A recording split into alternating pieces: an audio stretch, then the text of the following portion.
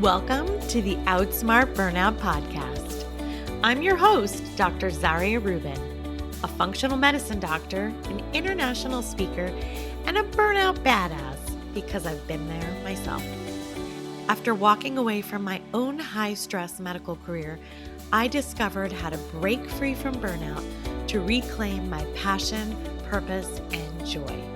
And now I'm here to help you do the same. From science-backed tips to time-saving hacks, and hopefully some aha moments that just might change your life. So sit back, relax, and let's do this. Welcome to the Outsmart Burnout Podcast. My guest today is Brittany Piper, a globally recognized speaker, author, advocate, and trauma healer whose work is rooted in both deep personal experience and extensive professional training. After surviving and healing from her own trauma, Britt has spent nearly 2 decades helping others feel seen, heard, and empowered. She brings a multidimensional approach to healing, drawing on modalities like somatic experiencing, polyvagal theory, internal family systems, and attachment theory. Whether she's on stage speaking about sexual assault prevention or working one-on-one with clients, Brittany holds space for profound transformation and self-compassion. This is an incredibly powerful conversation that you won't want to miss. Welcome, Britt, to the Outsmart Burnout Podcast. We're so excited to have you, and I feel like there is so much to talk about when it comes to trauma, and it's hard to even know where to start. But I guess my first question would be, we hear the word trauma so much, and it almost feels like it's overused today in society. And at the same time, I think that people often feel that, well, whatever happened to me isn't so bad, and it doesn't necessarily rise to the level of trauma that should be significant enough to negatively impact their lives. So how should we be defining trauma and thinking about it and looking at it going forward? I love that we're starting off with this question because we're kind of myth busting a little bit, which is important. And it's important to give everyone a space to recognize that most likely we've all experienced trauma. I will say there are ways that we talk about it that can sometimes feel overwhelming. And it's like, it feels like everyone's talking about it. But at the same time, I also feel like it's important because so many of us have experienced it and we haven't recognized that we've experienced it. So the best definition that I've found of what is trauma is that it's any event or experience that has overwhelmed your nervous system's ability to cope. And when that happens, your nervous system gets stuck in survival mode. So think of it like your nervous system is going to battle for you and it employs different kinds of armor. It either goes into a fight response, flight, shutdown, freeze, fawn, functional freeze, which I'm sure we might talk about those. Yeah.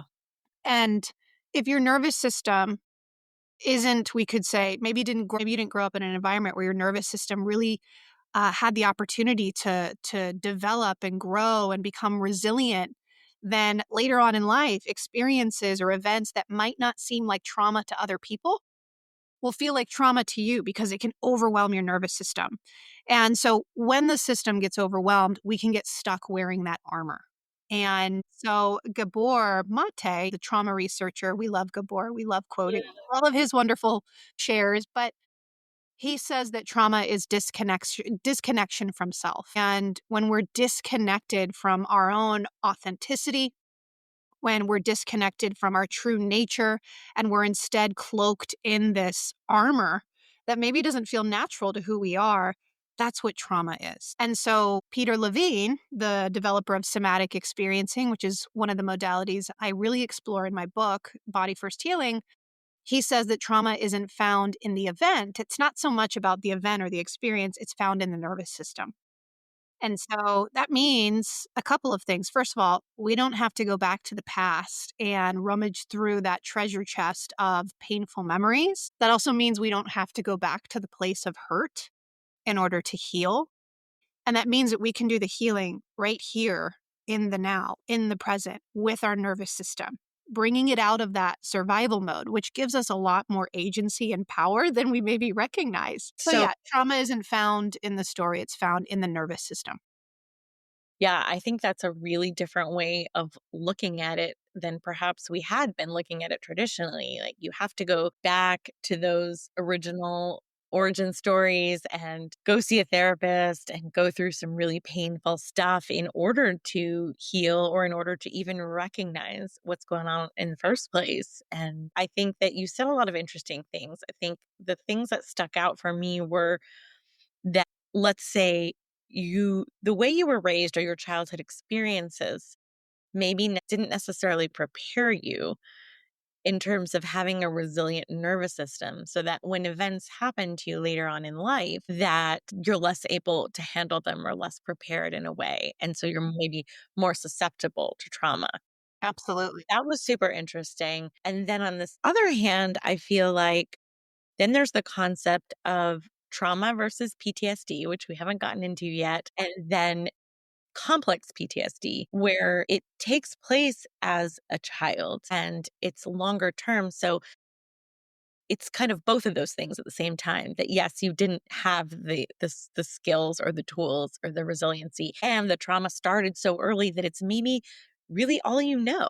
And Mm.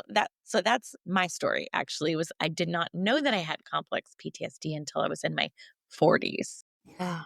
Yeah. So it's really been an eye-opening journey and experience to Absolutely. figure that out and to try to sort that out and then to try to figure out, okay, well, how can I get skills that I never had and how can I learn to exist in a way that I never had before?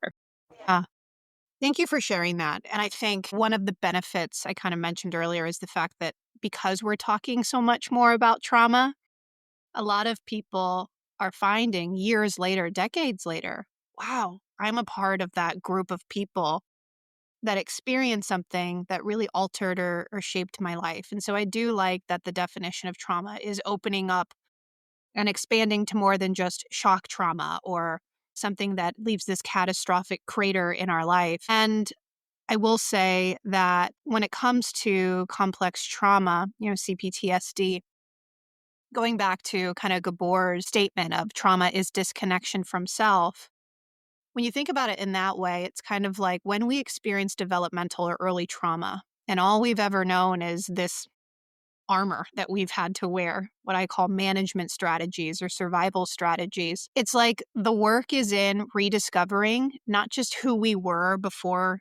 the world or the trauma or the experiences told us who to be, but it's also maybe because people are like, well, I don't know who I was before that trauma. Maybe it's also finding who was I meant to be Uh, before I armored up. And that's where a lot of the work is showing, not telling our nervous system, because our nervous system operates through the body and it's a nonverbal system. It doesn't think, it's not cognitive. We have to show our nervous system through the body that we're safe now.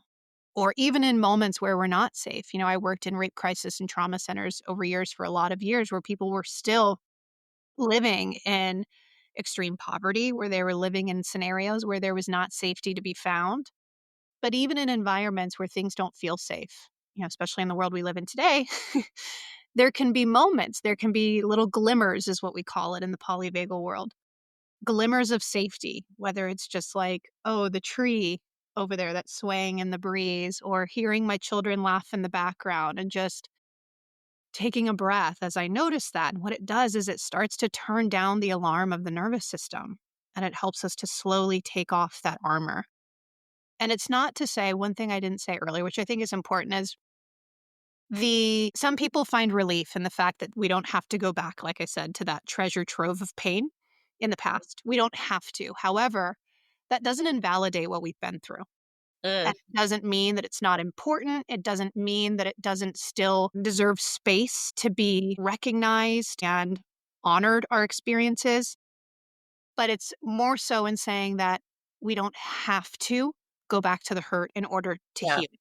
it's valid, it's important, but it shouldn't necessarily be a barrier to healing. Yeah, And exactly.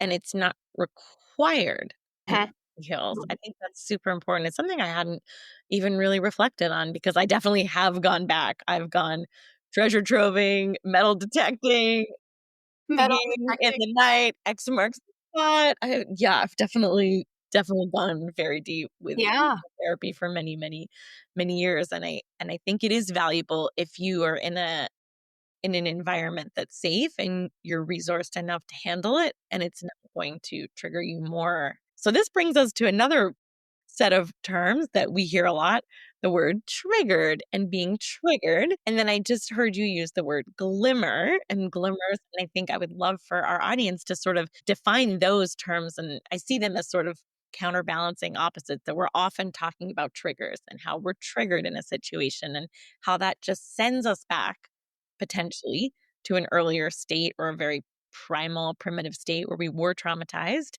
and our nervous system's kind of on autopilot and it's freaking out, versus glimmers, which is a newer concept that I've heard about that I think you're referring to when you say, what are things that we can discover and notice in our environment that are beneficial and healing and supportive to our nervous system? But yeah, just elaborate a bit more on that. Yeah. So I love science. So we're going to use the science lens here when we talk about triggers. So I trained at the Polyvagal Institute, and the polyvagal theory, for those who maybe don't know, is the newest, we could say, the upgraded science of the nervous system. And it was developed by Dr. Stephen Porges. And then Porges worked with a psychotherapist named Deb Dana. And she took Porges's work and all of his science and his big words, and she translated it into a much more digestible framework for therapy. So recognizing, the nervous system plays a really pivotal role in how we experience trauma, how it keeps showing up in our lives and our behaviors and our cycles and patterns and all of those things. So they created the Polyvagal Institute together where they train therapists, practitioners, people in the helping professions in this polyvagal framework. But in the polyvagal world, we refer to triggers as a neuroceptive cue, here's those big words, of danger. And so my way of thinking of it, and I love analogies, is just think of a security system.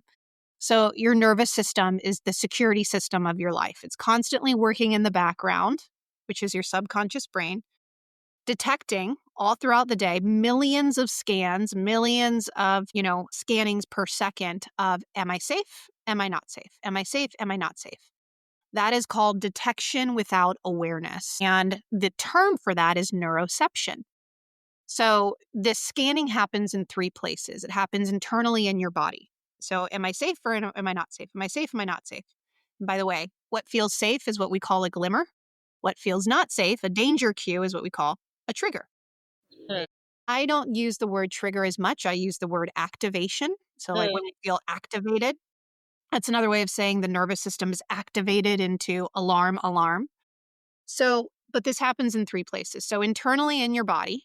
So do I feel, and again, this happens without our mind's awareness. Maybe my stomach is in knots. Maybe my upper diaphragms are bracing right now. Maybe my heart is pounding out of my chest.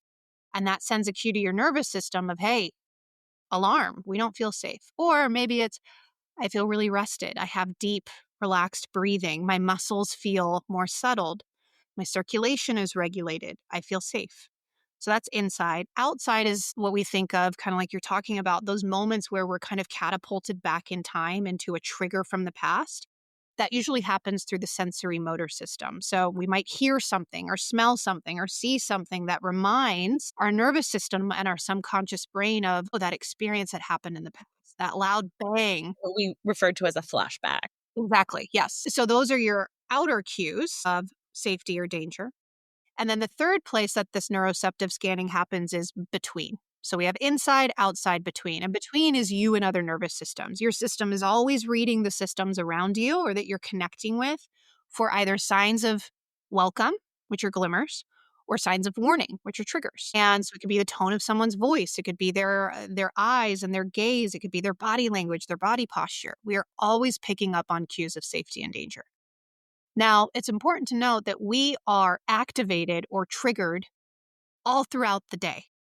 So most people assume that regulation is like never being triggered or never being activated, and that's just not how we're wired. So also in the polyvagal framework, we use this analogy called the nervous system ladder. And the ladder has three states. So at the top of the ladder is rest and digest. It's what we call your ventral vagal state. Yeah. As you come down that ladder, when you are triggered or activated, there's a neuroceptive cue of danger, you come down to the middle section of the ladder, which is fight or flight. And if fighting or fleeing is not possible, or us wonderful human creatures, we like to suppress the emotional charge of fight or flight. We like to push down our anger, push down our fear, push away our anxiety, calm down. I'm using air quotes here. Mhm. If we push down the charge of adrenaline and cortisol that gets released in the body when we experience fight or flight, then we go into the bottom of the nervous system ladder, which is shutdown, known as our dorsal state. And so people would assume regulation is being at the top of the ladder all day long. But a regulated nervous system is what we call a resilient or a flexible system, one that moves up and down that ladder roughly 100 times a day, which means we are in and out of moments of triggered or activated all the time. Right? When I was brushing my hair, trying to rush to get on here, when my light wasn't working for a moment, I felt my heart a little bit. Yep. Right? So we're triggered, again, air quotes, all the time. Activated. It's just about not staying triggered. Okay, that's so fascinating. And as a neurologist myself, I like to sort of compare our concept, our traditional concept of rest and digest and sort of the resting state of the nervous system. We like to think of that as more parasympathetic activation, that's where you should kind of be living most of the time. Fight or flight mode is really the sympathetic nervous system being overactivated and in overdrive. And that's where, yeah, it can certainly benefit you in times of extreme stress or distress, or if you're being chased by a saber-toothed tiger, it's great, but it's not where you want to live. And so, how does that integrate with the polyvagal theory that I think is a kind of a newer concept for folks? Yeah. So, when we talk about nervous system dysregulation, which dysregulation is when we're stuck at the bottom of the ladder, when we're stuck either in shutdown, which is our dorsal vagal complex, and you can kind of think of that as like burnout, chronic fatigue, depression.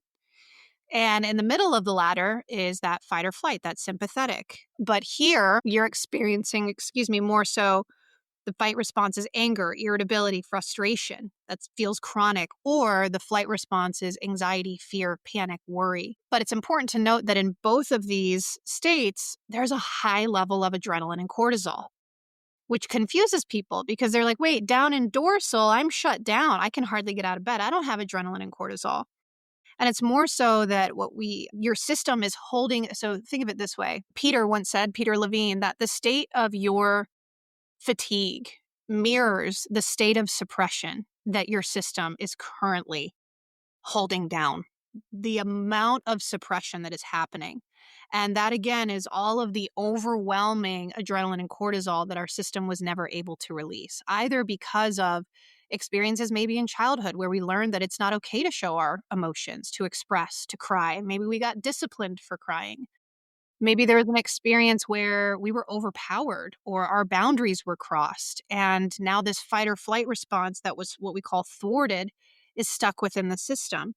And so healing is actually not just about, again, staying at the top of the ladder, but it's being able to tap into those experiences in the nervous system that we weren't able to tap into back then. So in somatic experiencing, we call that completing the incomplete experience.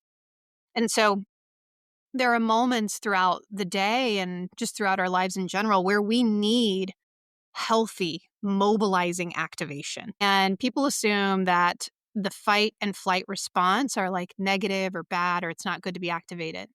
But we have what we call our healthy aggression state. And I talk about this a lot in the book. There's an entire chapter on it. And it's more so about learning how to use adrenaline and cortisol in a healthy way. So we need healthy aggression for a couple of different things. Number one, we need it to protect and defend, right? Saber-toothed tiger. Yep. We need that, but we also need healthy aggression in order to propel us in life. So the word aggression comes from the Latin joining of aggrete, which means to propel or move forward. So it's this healthy aggression, what we call our life force, that actually allows us to be productive, that allows us to have passion, the things that, right, we're fired up about. I mean, just think about that healthy aggression. Healthy aggression also allows us to play. So just think about sports or playing or working out. There's a lot of exertion that your body is using, that adrenaline and cortisol. and then we use it to protect and defend. So I call it the 4 Ps. There's productivity, there's protection, there's play, and there's passion.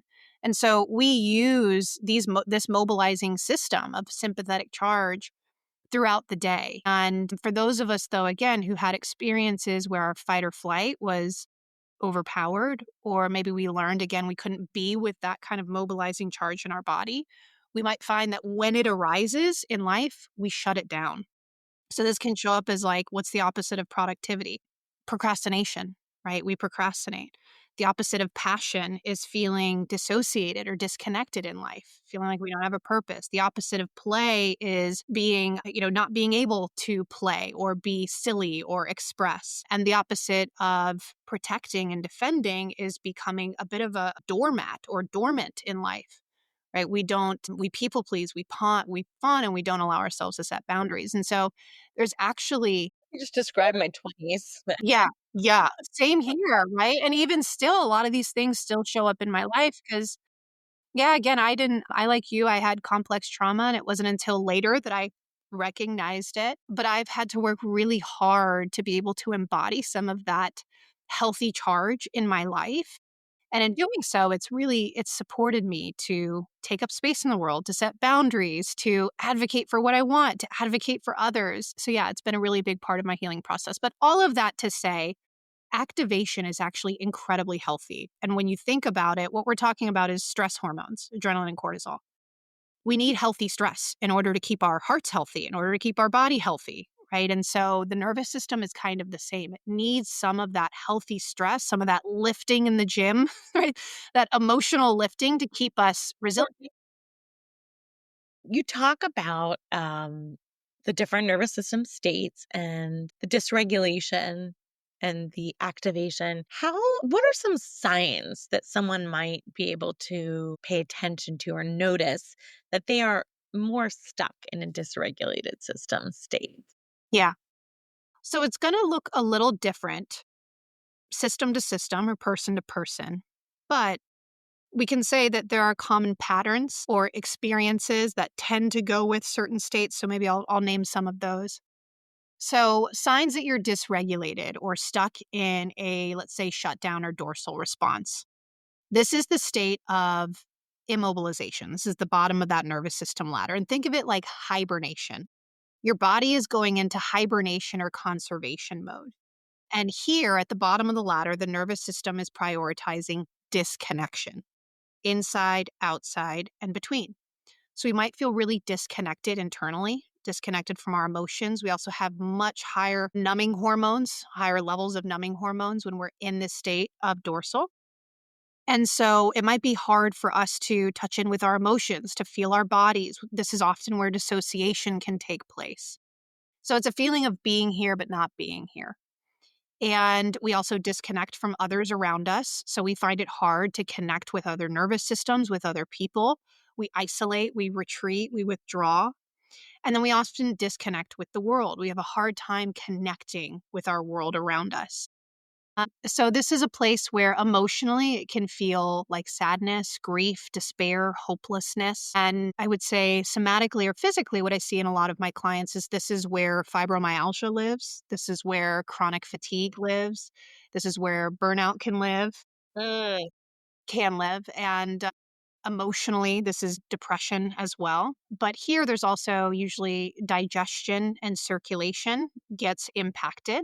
So we see a lot of chronic digestive issues, and you can see circulation issues as well because the body is prioritizing this area for hibernation, right? So we lose a lot of that mobilizing circulation in the body. Yep. Circulation. Yep, can get cold. And our gut motility also changes. So our digestion changes. We hold on to more to save for hibernation. Now, when we come up that ladder, the nervous system is now not prioritizing disconnection like it was at the bottom. It's now prioritizing protection. And this is the state of mobilization. So here we can really tap into, and the body utilizes and uses the adrenaline and cortisol rather than storing it for later. And so physically in the body, that can feel like a lot of fidgetiness, movement, trembling, shaking, constriction in the muscles rather than that shutting down and flaccidity that we see down in dorsal. You can have a lot of chronic pain here because there's a lot of tension that's happening. And again, think of saber-toothed tiger. It's like the body is bracing and preparing. Yeah, so we get into these visceral and kind of postural attitudes in the body where we're bracing and we don't even realize it. We can be holding our breath, which can create, diaphragmatic or heart symptoms. And emotionally, again, in the flight response, it feels like fear, anxiety, panic, worry. Behaviorally, how that shows up, we have all this mobilizing adrenaline and cortisol, and we have to do something with it. It has to go somewhere. So this is where we can get in that vicious cycle of overworking, overachieving, overperforming, over apologizing, overdoing everything. Mhm.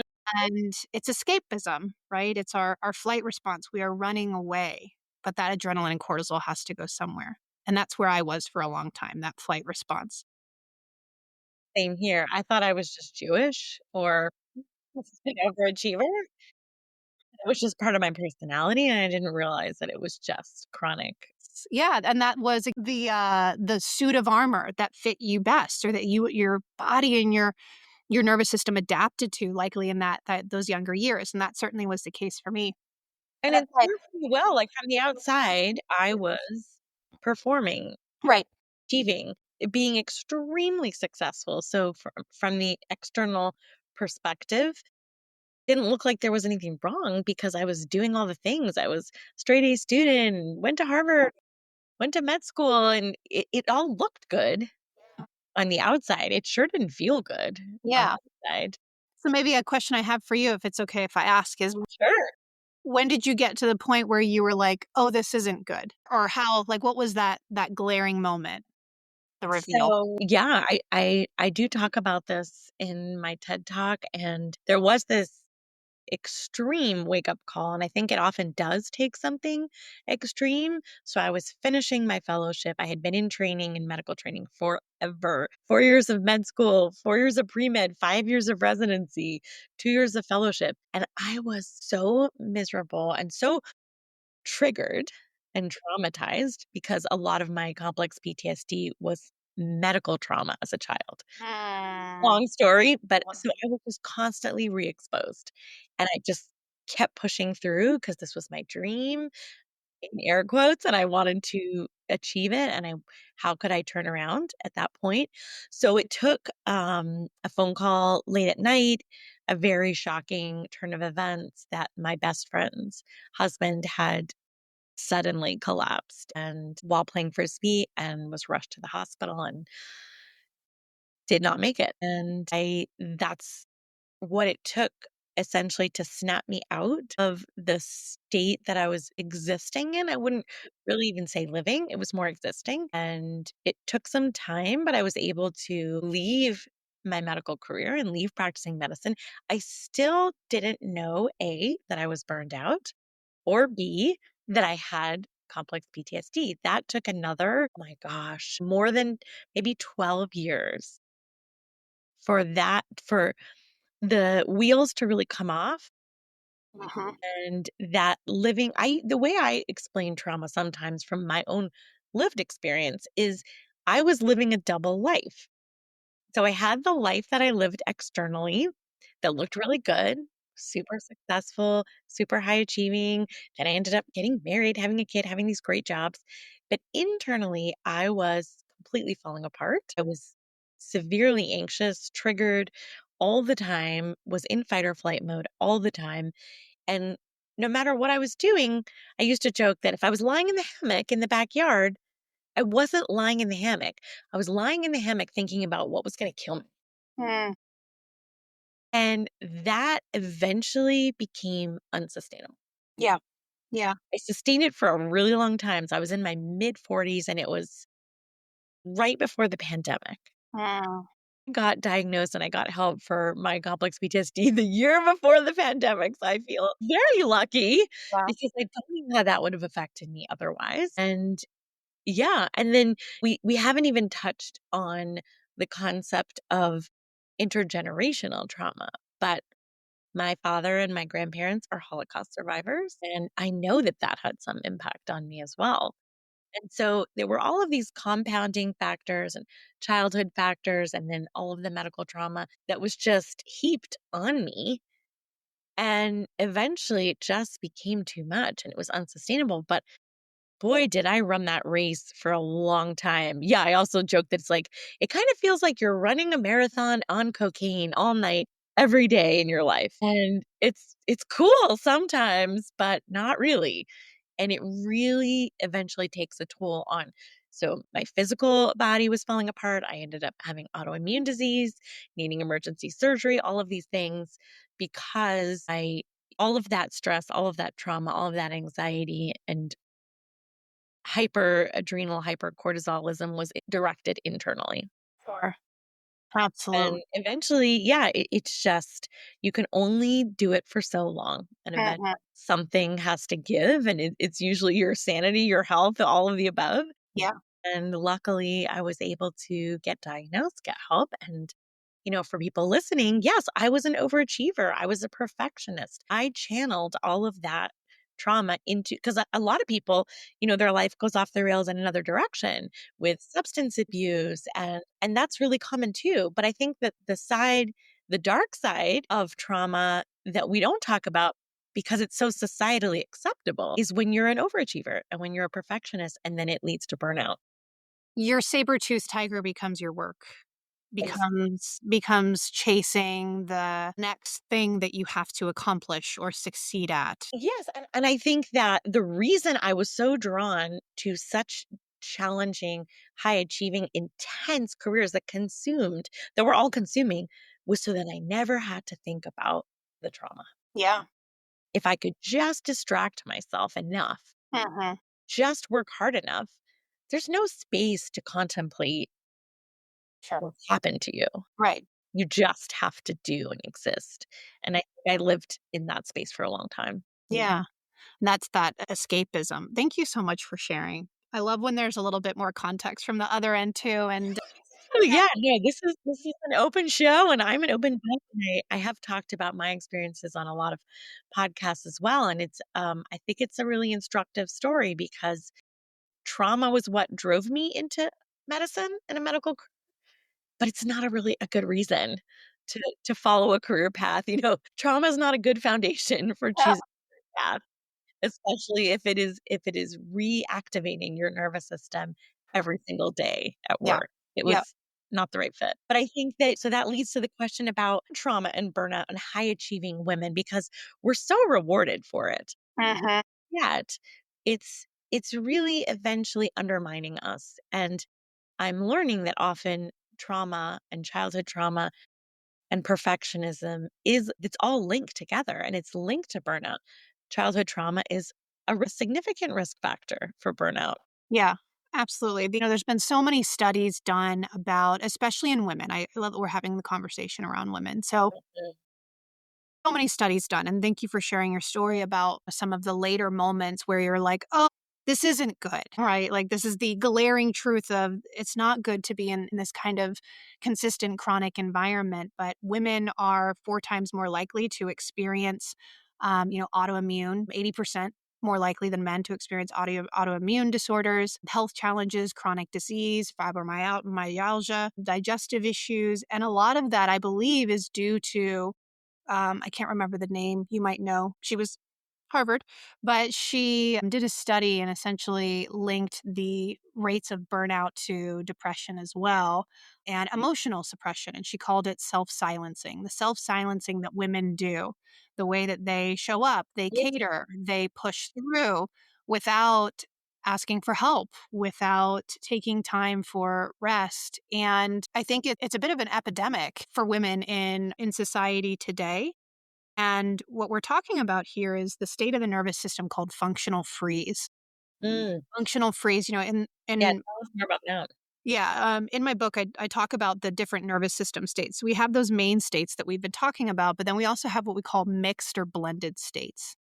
And so, three of the blended states that I talk about in the book is one is the freeze response. And freeze, oftentimes we would say fight, flight, freeze. Freeze has actually now been replaced by shutdown or dorsal. But freeze is more so a temporary state that we're in, where we have one foot on the gas pedal, one foot on the brake, and it's intense charge, but we are literally frozen. It's like tonic immobility, like a deer in the headlights. But we don't live there. We don't live in that frozen space or frozen state. So there's freeze. There's also fawn, which is a mixture of flight, where there's a lot of fear-based behavior happening. There's fear of confrontation, fear of conflict, fear of rejection. So we often will then shut down parts of us. That's the other blended state. So it's shut down and flight. And that shutdown is we're shutting down our wants, our needs, our boundaries, our desires. And instead we fawn, we placate, we people please, we pacify in order to avoid those things, in order to avoid disconnection. And Mm, then that really comes from this more so developmental experience where you learn that love was conditional. And so we kind of become a chameleon in order to stay in the pack, right? They used to call me a chameleon when I was Yeah. because I could blend into any social situation. Sure. I Yeah. could get along with anyone. I could be anything you wanted me to be. Huh? Yep. Yeah. Are you still that way? I'm working on it.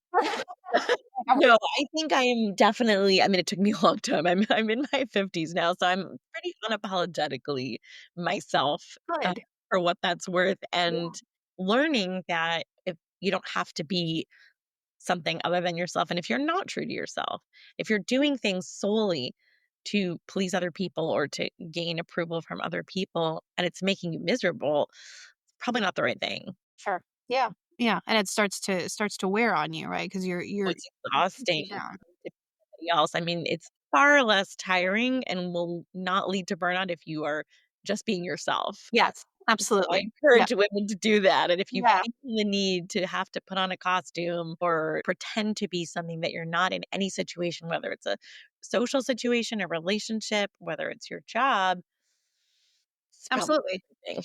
Yeah. Yeah. And when the body learns that it's not safe to set boundaries, it will start neglecting boundaries. It will stop showing you when boundaries are present and dissociate from them. And over time you start to lose again that authentic connection to who you are.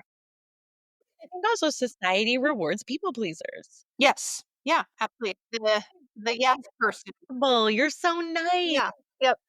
You always do whatever people ask you to do. Not difficult. Right. The difficult woman I who remember, I can't remember her name, but she shared once on another podcast that keeping someone else's peace, you're doing it at the expense of your own, right? What Yes. what's her name? Yes, I heard that too. I don't know if it was on We Can Do Hard Things, I think. Oh my gosh, I know what you're talking Yeah. about. Really priceless. You are prioritizing keeping someone else's peace over your own.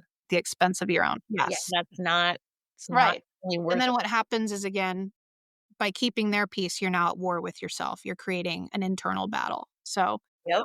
coming back to this, the functional freeze. The functional freeze is the third mixed state, and it's where I think a lot of us live today in kind of our modern, fast-paced, very disconnected, dissociated, disembodied society. And it's a state of flight where we are functioning, we are moving, we are achieving, succeeding, doing the things, but it's also a bit of a freeze or a shutdown where we are suppressing again our own desires, wants, needs. We often can emotionally suppress as well. So, this is a state that often will feel like going through the motions without emotion. And because emotional suppression, again, is so prevalent in our world today, right? We're not, as you said, with women, right? We can't be dramatic, we can't be too loud. So we learn to push it down. For men, it's don't cry like a baby, don't wear your heart on your sleeve, right? So we push it down. You're not allowed to be anxious. You need to calm down. So we push it down. And so again, we've gotten into this place where we're constantly armored up. And over time, that just keeps us stuck in this stress response cycle where we have the adrenaline and cortisol, these stress hormones that over time create chronic stress within our system. And the chronic stress then leads to emotional, physical, mental health problems. So I think that functional freeze is a really big problem. I know that Gabor Mate, The Myth of Normal, is a book that he has that talks a lot about that. And yeah, I think it's a big state that we're seeing today. So what are some classic warning signs for somebody or woman who's, high achiever, working hard, perfectionist, maybe is teetering on the edge that they might be in functional freeze? Yeah, functional freeze, I would say, is if you have a hard time, if you feel like so one of the things that you had said is that you were doing the work, but then at home, it sounds like things would fall apart, right? And there would be a lot of activation. And so that could be a sign, right? When we're showing up and we're functioning, but then when we have a moment to breathe, when we have a moment to ourselves, our system is going into shutdown. That means that we are doing too much and that we are overriding our nervous system and our body's capacity. And so that would be one sign. Another sign is that we feel disconnected from our purpose or our direction. Again, there's parts of us that we shut down. So this is where we do say, like, yes, I'm a yes person. I'm going to just do it. I'm going to muscle through. Right. And we often might find that we are very rational, cognitive people because we are disconnected from neck down. And so when we say yes to things, it can become instinctual, impulsive, even though we don't want to say yes. And so then later we feel resentful, we feel burnt out. We're like, why did I do that? Why did I say yes? And it's because, again, there's this disconnect of our authentic yeses and our authentic nos. Rather than taking the time to just, instead of instinctually going, yes, impulse, I'm going to do it, pause and think, do I want to do this right now? Do I have the capacity for this project? Do I have the capacity to go on that work trip that my boss wants me to? I don't. And so a lot of it is slowing down. If we feel like we are just on autopilot through life and we don't have the time to slow down and to feel what we really want and what we really need, it might be a sign that we're in functional freeze. I like to think of it, I talk about it in the book. It's like the Tin Man from The Wizard of Oz. Mm, Where yes. and he finds it hard to cry, and it's, so Yes, the different characters in The Wizard of Oz, I think, are very good, like, yeah. analogies or parables for trauma Yeah, and the Tin Man. yep, yeah, exactly. Anxiety, you've got Uh-huh, functional freeze. uh-huh. That's amazing. Yeah, let's talk about the book for a bit. I know, I'm sure folks are wanting to hear more about it. The book looks incredible. It's called Body First Healing. I confess that I have not read all of it, but I've read some of it and it is fantastic. I'm definitely going to get a copy for myself because I feel like it really does an incredible job of covering all the things we've talked about here today, breaking things down, making things accessible and digestible. Now, I know that you have yourself experienced an incredible amount of trauma, really just devastating things that might break a person and just cause them to give up. But instead, you've been able to channel that into a journey of healing and success and helping others. And talk a bit about how that maybe inspired you to write the book, or what was it that finally inspired you to create the book? Body Yeah. Healing. Yeah. Yeah, I so like you, as you mentioned, it wasn't until later that I realized I had experienced that I was, recovering from CPTSD, which you heal for the rest of your life. There's no such thing as healed. So I we will know. forever be I tell my healing. therapist, I'm like, "Are we done? Are we good? So am I Yeah. good now? Is it over?" She's Yeah. like, "Ha Wouldn't that be so nice? Yeah. Yeah. I had experienced kind of in my late teens, early 20s, more of those catastrophic shock traumas. So I lost my brother in a car accident in high school. And then when I was 20, I was sexually assaulted by a stranger who helped me change my flat tire. Um, so those experiences really opened me up to therapy, medication, and all of, I was thrown into the world of self help. And my parents desperately wanted to fix me because I was drinking all the time and I had substance use issues and eating disorders and suicidality. I think this kind of goes back to right the environment that you're born into. Does it create an environment where your nervous system learns to thrive and to recover and come back into wholeness, or do you get stuck in that? And so that really opened the door for me. I was doing a lot of that initial work with the shock trauma. And then, as you know, when we get into trauma work, it's like an onion. I hate that analogy, but you get deeper into the layers and you're like, oh, there's more here. And so it was later on that I realized that my birth into the world played a really big part and kind of set the template for my nervous system. When I was born, I was actually taken from my mother and at birth, and I was placed in foster care because there was methamphetamine found in our system. And so now, as someone who does a lot of attachment work in my practice, developmental trauma, birth trauma, trauma in utero, those are all things that greatly impact a nervous system. Yes. I had a So, very traumatic birth as well, with like a yeah, kind of near death experience. Was separated from my mother for a long time after birth, I think 10 days or something. yeah. Not the same level, but I can't help but think that that was But on a nervous system level, that probably right, and that's why it's like it's not so much about the event, but it's how the nervous system responded. And I'm sure that your nervous system experienced it in the same way that my nervous system did. And we are right. It can feel incredibly traumatic. And so it wasn't until I started learning about trauma is really stored and experienced through the body and body memory. So, Mm. Bessel van der Kolk in his book, The Body Keeps the Score. Yeah, he says trauma. It's on my list as it's one of my favorite books. I was about to bring it up with you, that this concept of the body keeps the score, that trauma is stored in the body. Yeah, Go for exactly. it. Yeah, Yeah. we're on the same wavelength. Okay, good. Yeah. So, Bessel says that trauma doesn't come back as a memory, it comes back as a reaction. And what he's talking about is the reaction of the nervous system, right? How we get stuck in these survival or these trauma reenactments, these survival responses, and then we are reacting these out, right? With the same survival strategies that we did back then. And so what he's talking about though is implicit memory or body memory. And this is sensory memory, emotional memory, nervous system or autonomic memory, or what we call procedural memory. So, procedural memory is what we work with in the SE space. And that is the body memory of how our body and our nervous system responds to something or reacts to something without our mind's awareness or doing. So the way that someone ignores your text, or you see that they've read it, but they haven't responded, and it's been a couple of days. And now all of a sudden you're starting to feel your stomach drop and you haven't been able to sleep at night. And this is the reaction. This is the way that the procedural or muscle memory or muscle pattern of how your nervous system responded back then. Once again, you've just described my 20s. Yeah. Right. Just this catastrophic reaction to any kind of perceived rejection Yep. or Yep.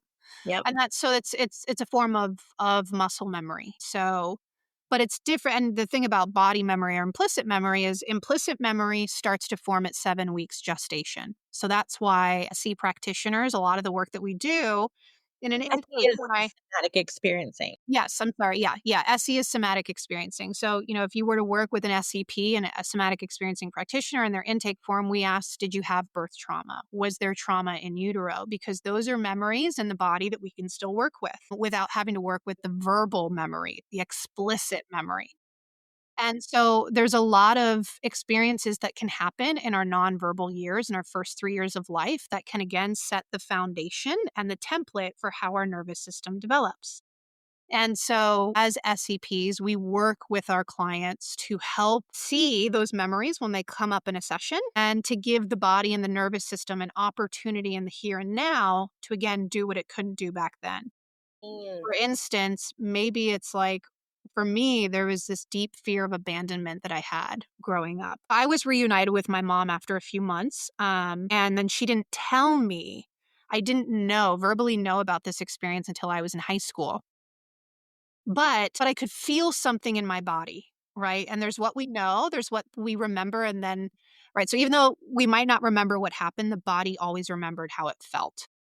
And so Yes. I grew up with this sense, this feeling like I didn't belong, this deep fear of not being accepted, not being wanted, a lot of inherent shame. And I was very confused about that. And when she told me, I'm like, oh, that makes a lot of sense. And so a lot of the work that I did when I started working with a somatic therapist in my 20s was in moments in my life when I'd feel ashamed or I feel like I was in trouble at work for something because I did something wrong. And it's like my therapist would be like, and as you're talking about that, I'm noticing that you're looking down and that your shoulders are kind of closing in. And I'm noticing that you're holding your breath up here. And what are you noticing? Well, there's constriction. And I'm noticing that I'm feeling kind of dissociated. And I was told, yeah, that's your body leaving you. right? That's you dissociating from your body, because as a young child, maybe in the womb, you didn't have the capacity to fight or flee. And so when there is often birth or utero trauma, pre postnatal trauma, usually the nervous system, because we can't fight or flee, will go into a state of tonic immobility or freeze or shut down. And so this can set the stage for dissociation whenever conflict or disconnection arises. And so we shut down, and then we fawn and we people please. And that was me for most of my life. And so being able to work with that, where, oh, here's the muscle memory, I'm in trouble, or there might be conflict, and now my body is shutting down. Instead, working with a therapist was, can you notice what are parts of your body that feel more online? When I'm feeling my heart race, and even as we're talking about this, I'm feeling my voice box go out a little bit, right? Because even as we talk about these memories, they come back. They come back. Yeah. Yeah. And so it's like, can we be with the racing heart? And so we take some time to just notice it. Then it's what happens next. Well, now I'm noticing there's heat coming up into my shoulders and into my head. Yeah, the activation, the adrenaline and cortisol is coming online. The circulation's coming back into the body. We're coming out of that freeze state at the bottom. Can we allow that to be here? And yeah, that's here. Now I'm sweating profusely. Yeah, we're going up that nervous system ladder into fight or flight. Can we just see what happens next?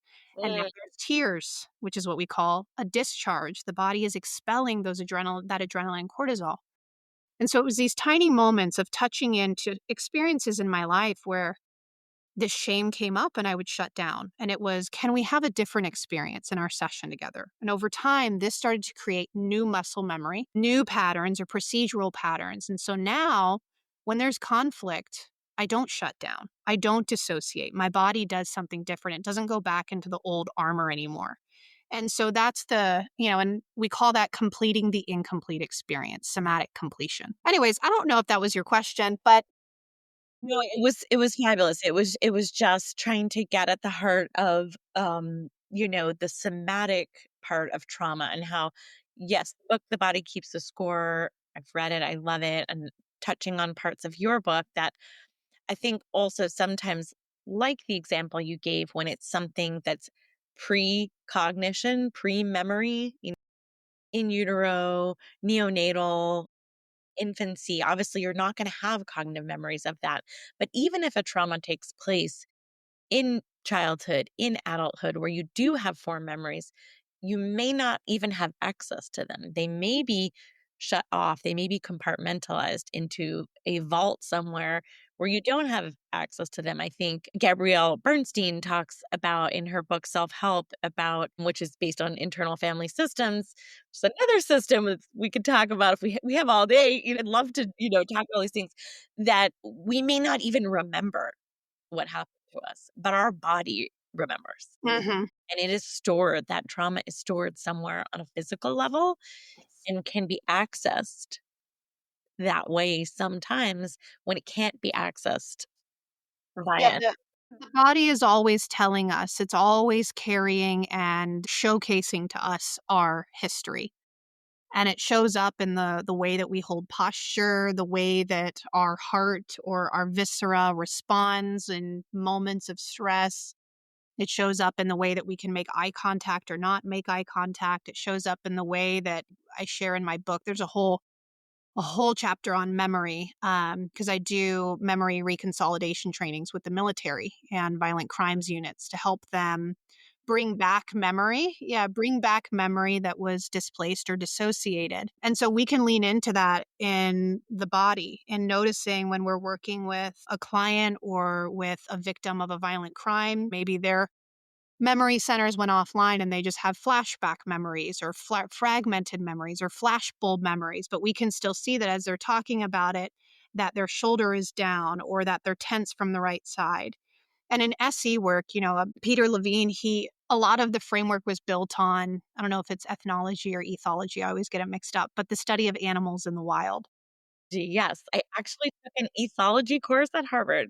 That's incredible. It was affectionately called, wait for it, Sex, Flies, and Videotape, because it had a video component where we would watch animal behavior videos one night a week. I That's can't believe I incredible. just shared that, but yes.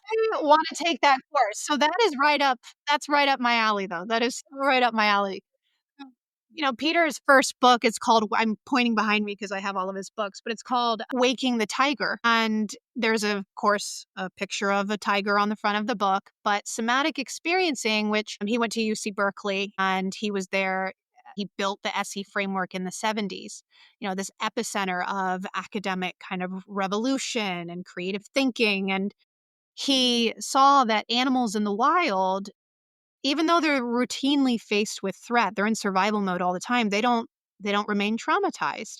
And so that was this interesting question that he posed, because they have the same working nervous systems as human animals do, as we do. And what he found is that these animals, they allow themselves to go through the stress response cycle. They allow their bodies to tremble, to shake, to emote, to growl, the primal things that we have in our systems, but that we suppressed because we have this wonderful human brain, this judging brain. Part of the SE framework is built on ethology, which is the study of animals in the wild. So if you work with an SEP, they are noticing micro movements, micro breaths, little things that you do that you don't recognize that you're doing. So we study the autonomic or implicit impulses that are happening, and we usually know what that language is. So in the example I gave of when, for instance, a detective is working with a victim of a violent crime, they might not remember what happened, but they're seeing that they're bracing from the right side or that they keep looking this way. And maybe that's what we call a thwarted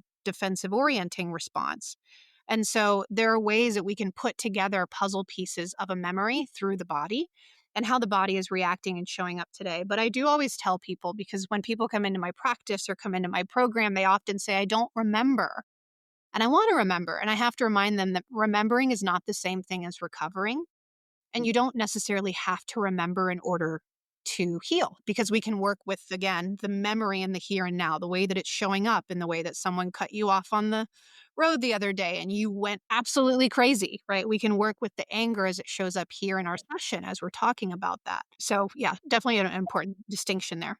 Yeah, and I think that that ties it back to something I brought up in the beginning about intergenerational trauma. It's like, I don't remember. I wasn't there. It doesn't mean it's not still impacting me. And Absolutely. it also doesn't mean I can't still heal through a different modality or a different approach that's not necessarily remembering or reliving it, because I didn't. But it's about healing the nervous system. It's about building that resilience and that those somatic practices. You know, I have never had a podcast interview that's lasted this long, and I can still keep talking to you for another hour because it's so fascinating. It's right up my alley as someone with a trauma history, former neurologist. As it's just all really fascinating stuff, and I think our listeners are going to be like glued to their phones and their car radios. But so for someone who's listening, is there any kind of simple somatic practice or body-based exercise that they could come away with today? Something either talk about in your book or something you could recommend from one of your courses that might help them? Absolutely. So I will say the book, the first half of the book, it talks a lot about what we've been talking about today, the education, the awareness, the knowledge. And then the second half of the book gets into not the education, but the experiential part. And you were talking about earlier how trauma for you felt like in your lived experience that there were two versions of you. Yes. And so the halfway part of my book is the 5 stuck personalities and how we get stuck in these personalities that don't feel like who we are.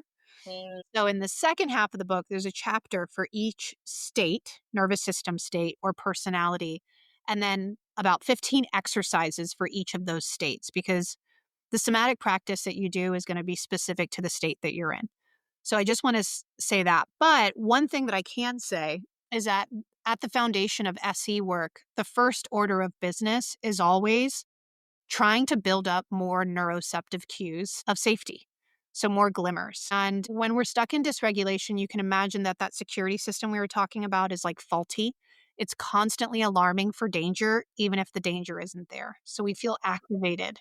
Like a broken smoke alarm. Exactly. Just cooking. Yep. You're Yep. just cooking. You're just cooking. Yep.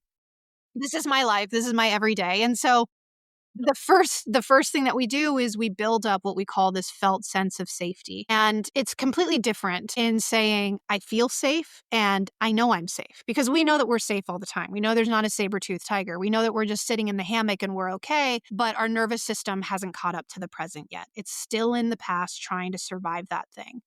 And so we have to show the nervous system, because it's a feeling system. Its language is sensation, emotion, feeling, and impulse. We work with the senses to first build out this foundation of safety. So it's noticing through the sensory motor system that there's texture on the walls. I'm calling this we call this exploratory orienting. So there's texture on the walls. I'm noticing a vase from my parents' house that I grew up with. I think they got it from like Arizona or something. And it's funny, there's a little chip in it because I remember my younger brother, he knocked it over with his lacrosse ball. And I'm noticing some books. I'm noticing pictures from my wedding. I'm noticing my camera. I used to be a photographer back in the day.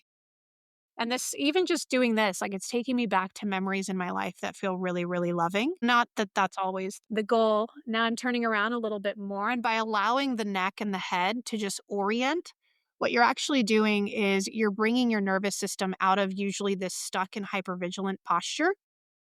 And you're allowing the sternocleidoid muscle in the neck to stretch, which also activates the vagus nerve, which promotes our parasympathetic, kind of that rest and digest.